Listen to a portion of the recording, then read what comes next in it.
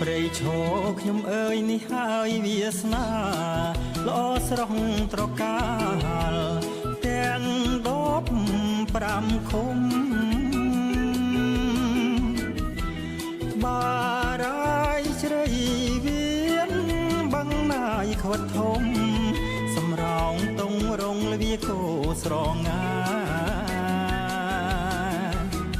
សូសែងថ្មពូនក្រូចត្រពាំងប្រាំង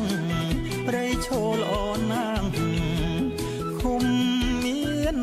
មិនប្រា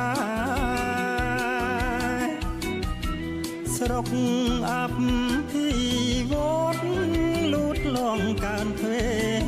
រងចាំងកាត់ដេនឹងស្បែកជើងឆាត់ចំការដំ